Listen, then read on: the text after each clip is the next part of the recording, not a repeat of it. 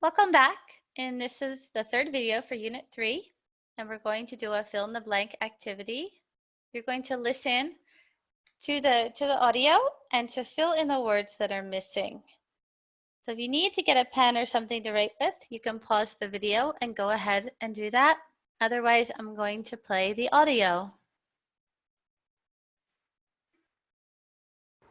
Me llamo Miguel. Soy de Guadalajara. Yo tengo 16 años. Soy mexicano. Soy honesto. Mi padre se llama Diego. Es de Guatemala. Él es piloto. Mi madre es María José. Ella es organizada.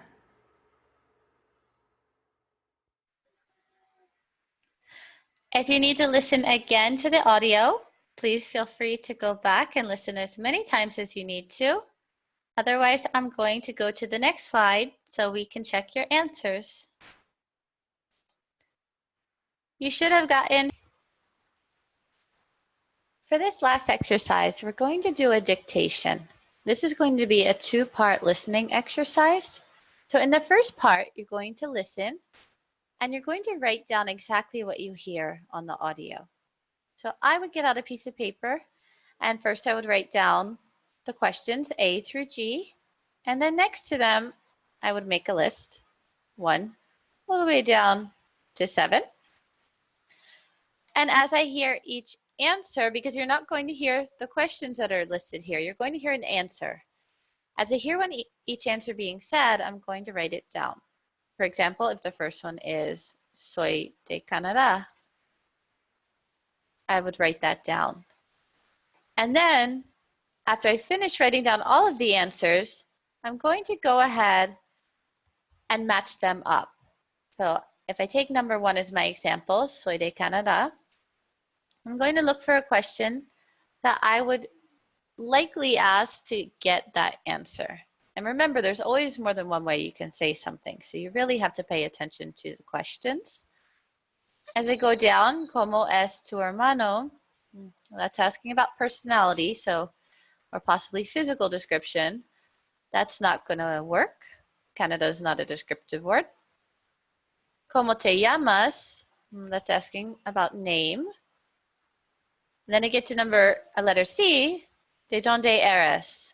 Where are you from? Now that could be Canada. And when I take a closer look, I can see that de is used in both the question and the answer, which makes me feel even better about this. I'm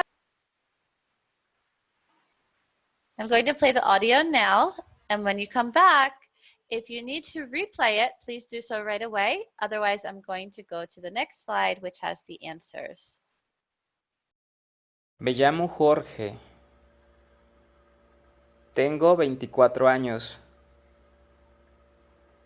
Soy una persona muy trabajador y responsable. Mi prima es Gabriela. Mi hermano es muy tímido e inteligente. Soy de Barranquilla, Colombia. Mi mamá tiene 60 años. Let's check your answers. So here I have mine.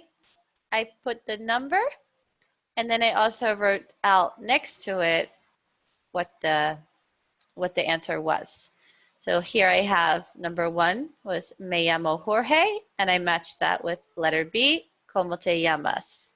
So take a couple seconds to check through these, see how you did, and if you need to go back or want to go back and try it again, you can do that to keep practicing. This is a great exercise because it combines listening with writing. It's checking your spelling, your understanding of Spanish pronunciation and vocabulary that you know, and your reading. So all you have to do now to make this a perfect activity is to practice speaking.